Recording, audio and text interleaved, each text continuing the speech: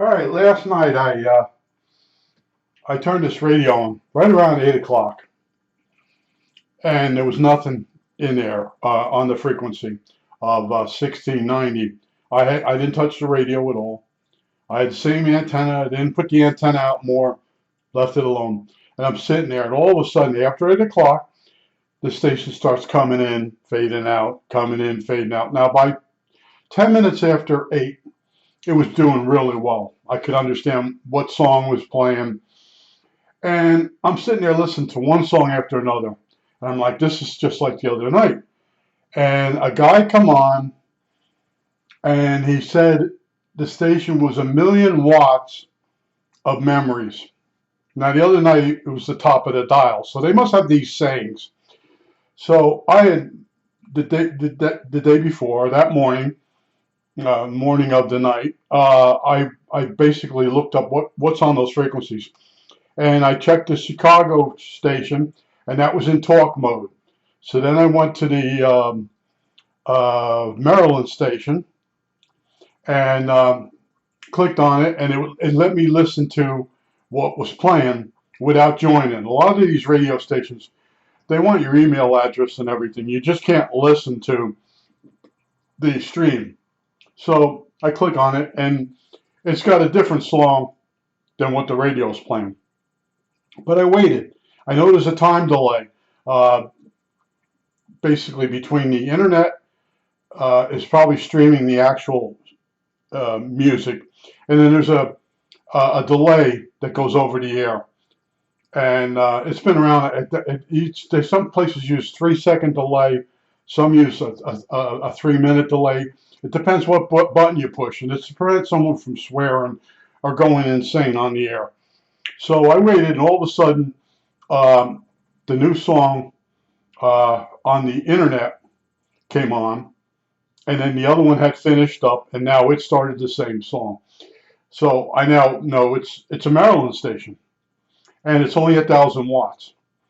But if you ever been on 80 meters, the ham guys say they use 500 watts, 250, maybe 1,000. As the sun goes down, they get really strong. Same thing, similar frequency range. It's the same. It's the same band on the radio itself, but it's twice the frequency. Let's just say 80 meters is twice the frequency of 1690. But anyway, it's coming out really good. Now I know it is that station, and I'm sitting there and I'm listening to one song after another, and then the Frampton song come on. And I told you, everything's fine with certain songs until a memory comes back. Now, it was a person I helped out on something, and he was supposed to pay me back, and he never did. And that's what the Frampton song did for me. He always played that same song in his car.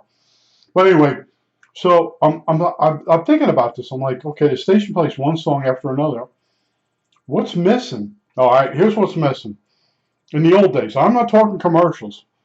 The guy would come on and he would say, "That's the Mamas and the Papas."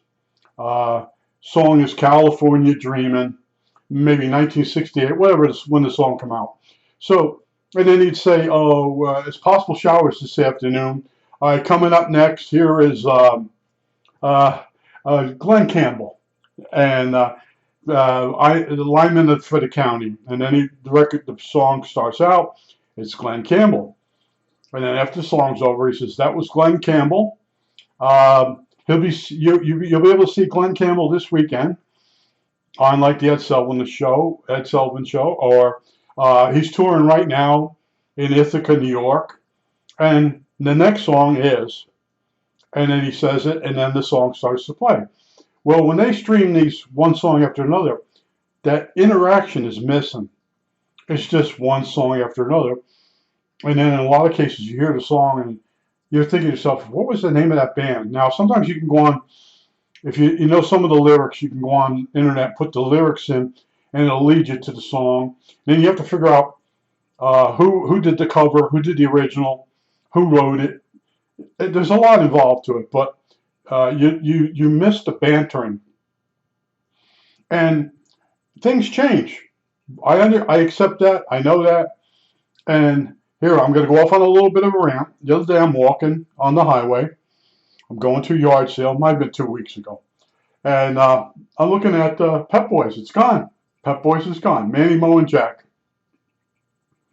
And they originally had tools and everything you could buy in there. And, little doodads for your car. And now you go up there. I went up and talked to a guy that was working there. He was taking a break. And he goes, yeah, we're only doing tires and brakes now for a while. See how that goes. Well, I guess it didn't go well, so it's gone. So I was at the dollar store, and a woman mentioned, I forgot to tell her that the Pep Boys went out of business, because I remembered to tell her that they're working on where Howard Johnson was here. Then they had a water park in there. That's all gone. They're going to run another Sheetz. So we're going to have a Sheetz. We have Sheetz here, Wawa's, and Turkey Hills. So a lot of things get taken away and replaced with some type of fast food joint. But that's how it's going. It's going down the crapper. So I was just thinking to myself, what's the difference? Last night I'm sitting there, and the bass of this radio is really good. Oh, that's the other funny thing. When the music's fading out, it's half gone. The bass is still there. It's like, holy crap. Yeah, this radio has a really good audio output section. I told you it's push-pull. Now, someone mentioned about the NC173. Good radio. It is, but it doesn't cost as much as this one costs.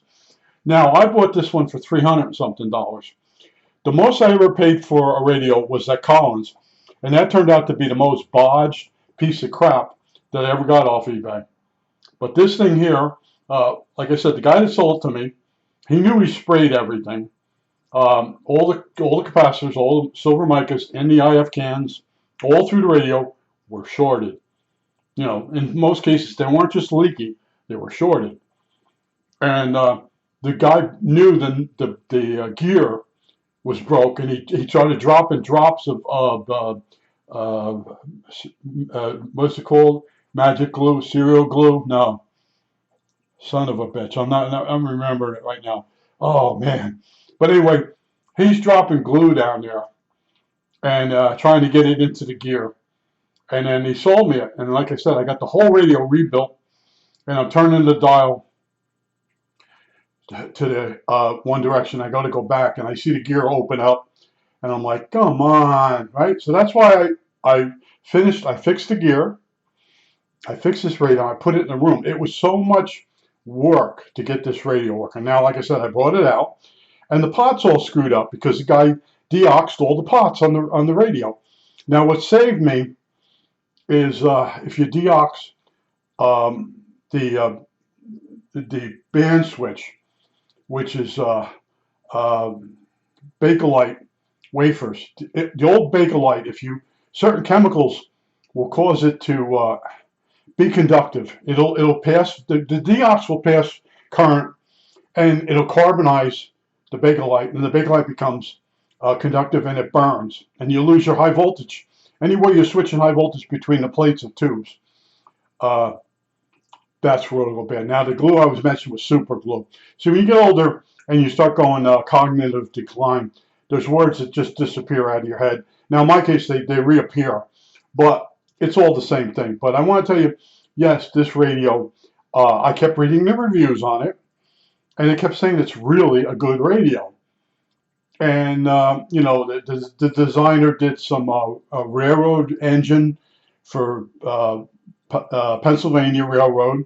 He did Studebakers. And this gizmo here, where you switch this to work this dial, then you switch it again to work the band pistons. That's really bad ergonomically. And then all the controls being in a row. You know what I mean? He sat there and he just decided what did he have to do to be able to control two wheels with one control. And he made this wackadoodle gear system. And then the band switch is over here. That's pathetic.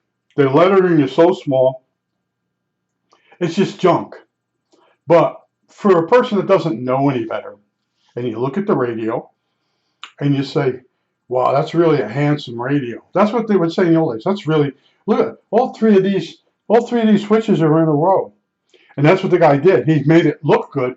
And then the poor engineers that tried to get the radio to work according to the way he laid the dials out, they put all this bodgery inside of it. But it has the three or four section um, tuning capacitor. I think it was four. Anyway, it's got the three IFs.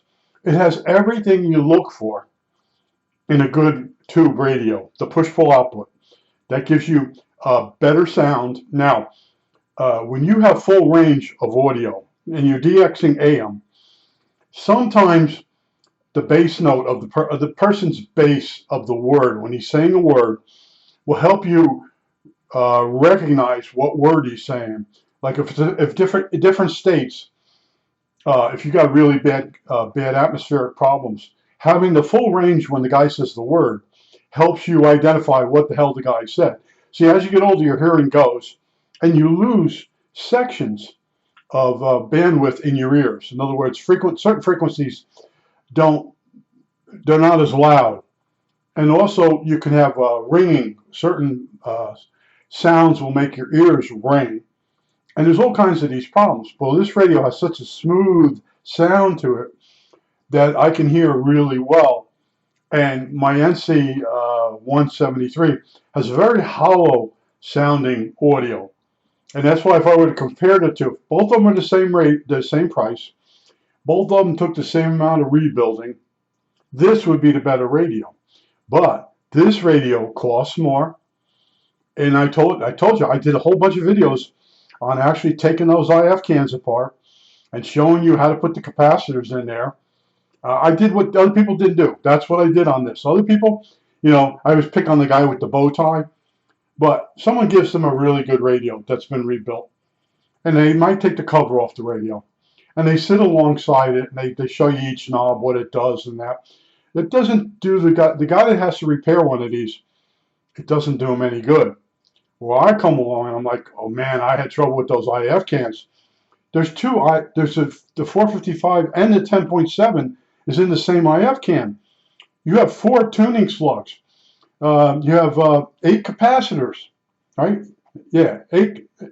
Let's just say 4 capacitors per IF can. You might have more, but in other words, and they're going to be shorted. They're silver mica. They're going to be bad. Now, most people never open up an IF can and change the capacitors. I know this because I've read the groups, what's left of them, and the guy will say, I found the problem in the IF can. And a lot of people will shoot from the hip and tell you the coil's bad. It's not. It's the cap. It's a silver mica cap, and it's become shorted with silver mica disease or the whiskers on, tin whiskers. Now, if you watch Shango, he gets this stuff. In other words, he shows you a radio that's been sitting somewhere, or a television, and he shows you the whiskers. He says, yeah, these certain model radios or televisions, they use tin, and the tin, over a period of time with the moisture in the air, forms these long, stringy filaments of tin, and they short out. And then he shows you silver mica a million times. If you watch his videos, he opens the IF can up. He breaks the capacitor up. It's part of the assembly, and then he puts a variable capacitor across. He tunes it in. Then he takes the caps off, the tunable caps off. He measures them and then puts fixed capacitors in, and that's how he repairs the IF cans. And that's how I do it. Now, in my case, the better radios, they tell you what the value is. Cheap radios, they just show you on the IF can, they show you a capacitor inside. They don't tell you what the value is. And that's why he's doing it his way. I stay away from those radios. Now, a thing to behold is an NC 57 inside the IF cans. I showed you that. They're really well made inside. And the national radios, compared to the Hallicrafters, same price range, you get more radio with the national. The worst case scenario, take an NC57 and take a Hallicrafters S40. The S40 doesn't have a regulator tube. It doesn't have a choke in the power supply.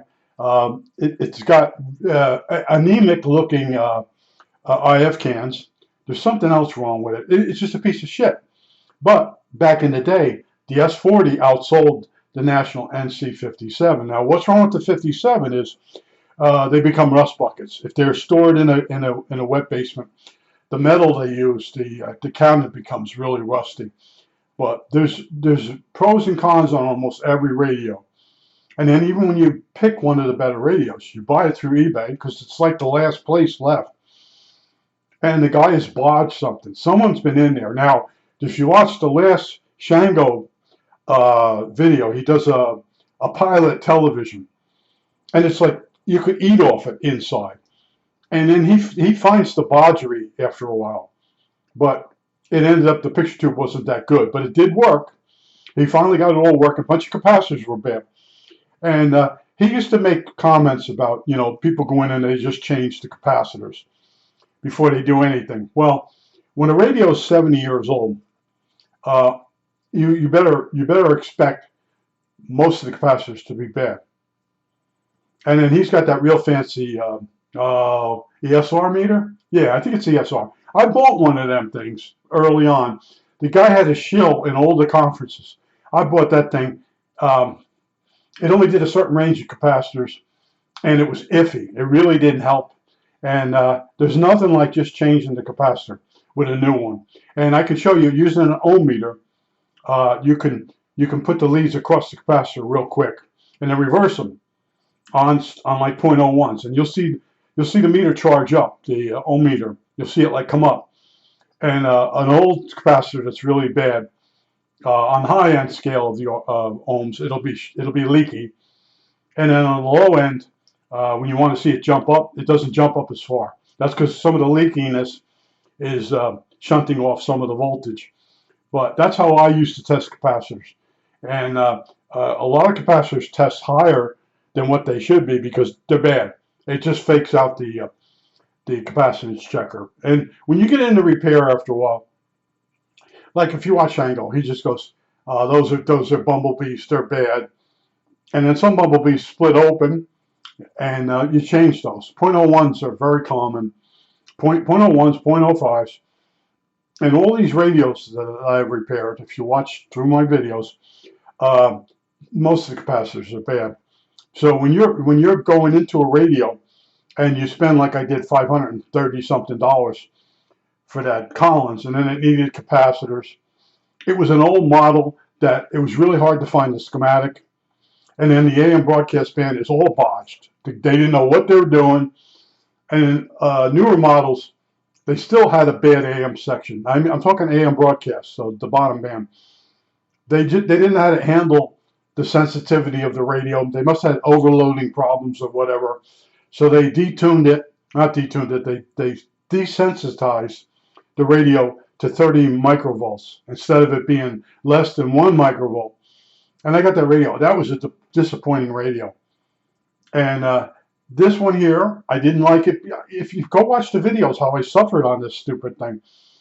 And like I said, the guy sprayed that deox everywhere. And yes, it makes things work. But then you put the radio away, and then a few months later you bring it out, and in this case the S meter don't work because the control on the back is all bodged. Now I could take that control apart and show you what deox does to inside of some variable resistors, POTS. POT stands for potentiometer. That's the POT is the shortcut for potentiometer, variable resistor, which actually had nichrome wires in it. But most of the pots use a carbon trace on a piece of Bakelite. So it's a U-shaped Bakelite thing, and it's impregnated with carbon, and it's like an open resistor. A resistor that's, the coating is off it. And when you spray it with that chemical, it eats away at it. It messes the Bakelite up. That's what it does. It ruins the pot. So the pot's been working on the radio for 70 years, and someone squirts some deox in. And there are techs online. They have these basically channels. And the first thing the guy does is he sprays every pot in the radio. He then starts spraying each socket of each tube and putting the tube in and out. Oh, I just turned that video right off. That guy shows me he's a numbskull. And they'll say, well, if you use the right type of deal, you're a numbskull. All right? And then when it starts going all bad and starting to act flaky, put it on eBay so I buy it. Now, I told you my days of buying radios is over. It's amazing how the money that I get from Social Security is starting to pile up. And I'm going to get myself a shed. And I'm going to have an emergency fund for the roof because the roof's starting to get older. And I'm going that way.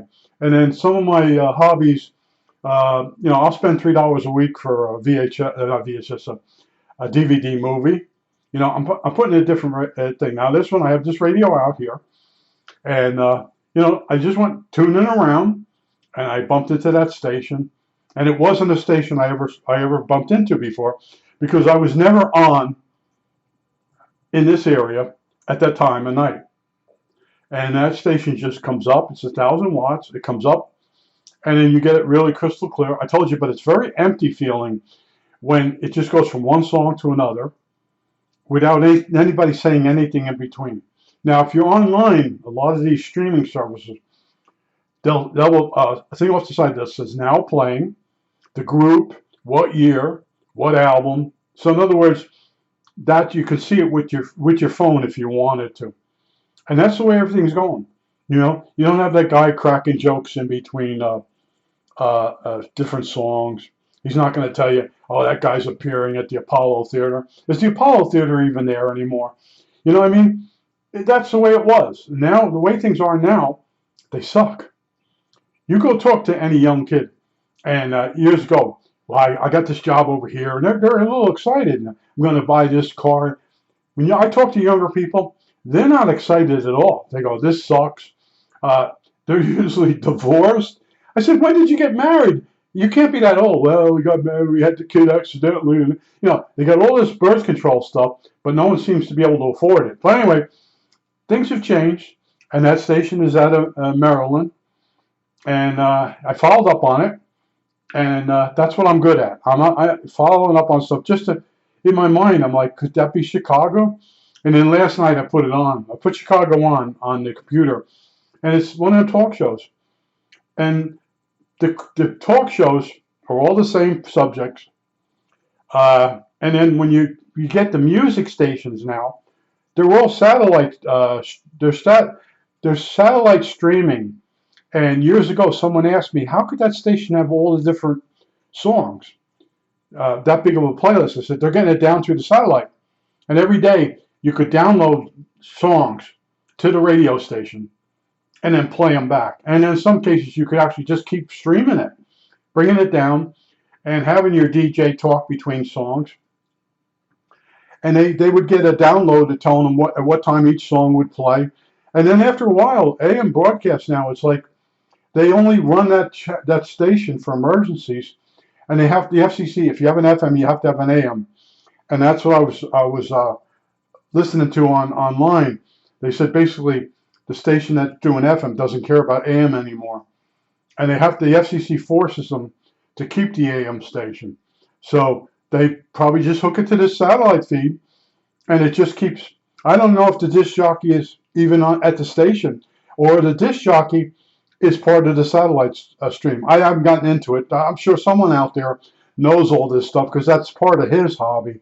But I just want to touch base with some of these radios, and I keep warning you about Deox. And don't worry about me ever sponsoring Deox. Blue Stuff was the stuff my father used, and he'd take the back off the television set. He would take the cover off the channel selector and just spray Blue Stuff everywhere in the tuner. And that's not how you're supposed to spray it. You're only supposed to spray it on the contacts. So what happens? You start getting herringbones and stuff, patterns on the TV set, oscillations. And then when I was in RCA, I started telling that the one guy, he rebuilt tuners as a second job. And I started telling him, he says, when he gets those tuners in that have been sprayed with Deox or Blue Stuff, he says, they go in a special bath first.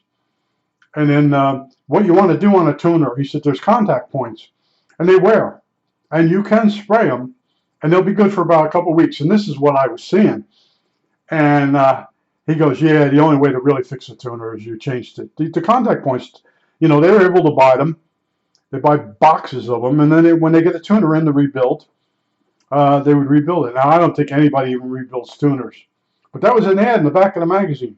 Any tuner rebuilt, $49.95, or maybe it was $19.95. But I found one of those guys, and the kid down the end of the street, he gives me the tuner, and I said to him, "Did you write down where each wire was?" Yeah, I did that. You sure? Yeah. So I give the tuner to the guy. Guy rebuilds the tuner. I give it back to him, and he goes, "Where's the wires?" I said, "What wires?" He says, "I left a piece of each colored wire on the tuner." I said, "I told you to do a diagram, didn't I?" Well, I did it what did I tell you? The kid's dead now. I think he forgot to breathe. He was so stupid. What did I tell you? Well, I did it real fast, my way. Well, your way, yeah, you leave at least a piece of each wire on the terminals on the top of the tuner, and they're different colors. You send it out. They put it in a bath, and then when the girl gets it, she takes the wires off those terminals and cleans it up and gets it ready for the new wire. And then you get it, and So I went in and I hooked the tuner. I'm hooking the tuner up and running the wires, and he starts arguing with me. That wire don't go there. I'm like, stop, just stop. And I put it on. The TV came right on. I left. I was like, you know what? But that's what idiots do. They screw up, and then they're arguing with you when you're fixing it. I think that was the last thing I ever fixed for him. And everything he had was special. I have a special. It wasn't special. His old man cut out on him when he was younger and lived in a nearby town with his parents. And he'd come once a week and hand the mother money, and then the kids would rob the mother's money from her. It was a nightmare. And so in his mind, everything he bought, he'd buy all those stupid things out of the back of the magazine. And he was trying to make up for the fact that his father bugged out on him. And I knew his dad, and the old man just couldn't stand being around him. They were that stupid, and he was real smart. And he had four children. Yeah, none of them was basically, you would say, normal IQ.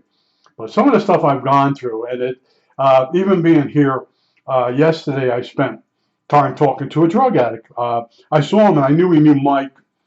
I said, "Hey, how's Mike doing?" I started talking to him, and this guy's 45 years old. He's homeless. He just got out of jail, and all he does is want to start fights. And when he's talking to you, well, in my life, I have to fight someone one-on-one. I'm like, dude, you're nuts. You're fucking out of your mind. But at some point, he almost died twice already, overdosing. He will overdose. But I'm standing there, and you're making conversation with someone that every 4 minutes he talks about beating the crap out of somebody. And then when you talk to him, he's sober. And then he just says that the big thing with homeless people is they get high on drugs, and then they start fights. And then when they sober up in the jail. Now, he's told me they can't believe they're in the jail. He's telling me that he's had blackout days where, at night he woke up in the jail and he didn't know why he was there. And 44 years old. I said to him, you're ready for a midlife crisis. And he was looking at me. I said, dude, at some point, you're gonna really hate who you are. And he's like, well, I'm trying to study. He wants to help other homeless people. He wants to get a degree of some sort. And he was telling me that story. But he argued with someone and they kicked him out. That's what he starts arguments. He threatens people and he gets kicked out. He can't go to the mission because he threatened someone's life. He can't go here because he threatened somebody's life. And all he's real. His arms and everything. He's real. He's like a boxer. And I know that's why I'm old. I don't have to be afraid of him. I don't think he would ever punch me. But you got to watch what you say to them. I said, you got to get your ducks in a row. That's a very common saying here. And at first I thought it was this other kid from my neighborhood. He got arrested for setting up a meth lab at the local hotel. Yeah, it's amazing the way it's going. And things were better in the old days. And you talk to these kids, they don't have a favorite hobby. There's nothing that gets them up in the morning. And even the younger kids that go fishing at the down at the stream, I was trying to explain to them that the stream, it goes back and forth like an S. It's just natural. And that's why the same stream can be in like 20 different places. And they finally realized what I was telling them. I said, when you're over there fishing up at this one town, that's still the creek here we're standing at. So I told them all the different places the creek is, where it crosses the road. And see, they told me all that stupid stuff. Mississippi River and how it S's and it leaves there's a delta, it leaves the mud, it deposits mud, which is rich in nutrients, and that's where you want to farm. And they taught us all this crap, and it is crap. It doesn't do it, but when you try it, you bump into someone that's like, well, how can this same stream be everywhere? It doesn't go in a straight line. It S's back and forth, or meanders back and forth. And you're trying to you can't put this vision in the kid's head. He's too old. And he's like, well, it's the same stream. Yeah, it's the same stream in like 6 different towns. And then I told him, and then in one spot, on one end of the road, you have Mill Creek. And on the other end, not Swatera. Well, anyway, you have another creek up there. And it's always muddy looking. And I said, there are people that fish it. I don't know what's in it, but it's worse looking than Mill Creek's getting. Mill Creek's getting really bad here. And it is what it is. But, the old radios, they're nostalgic. And then when you find a station that's actually playing music, you say, well, you go to FM. FM's wacky. It's got commercials. It's got a different playlist. And the AM station, if you find one that's playing music, they don't seem to be putting commercials on AM band anymore. It's just like, well, we have to run this music, so we'll get it off a satellite. And that's what I'm sitting there waiting for the ID. And a guy did come on one night. He kept saying, we're top of the AM band. We're top of the band, top of the I said it yesterday. It wasn't top of the band. Top of the dial. Top of the dial. Now, last night it was 1,000,000 watts of memories. That's what they were using last night. So this could be some kind of feed from a satellite of some sort. I think that's it. I think I covered it. And like I said, I stayed with it to figure out what the hell that station was. And as soon as I put this radio on at the same time the night before, that station started showing up the same exact way. I think that's it. All right. That's it.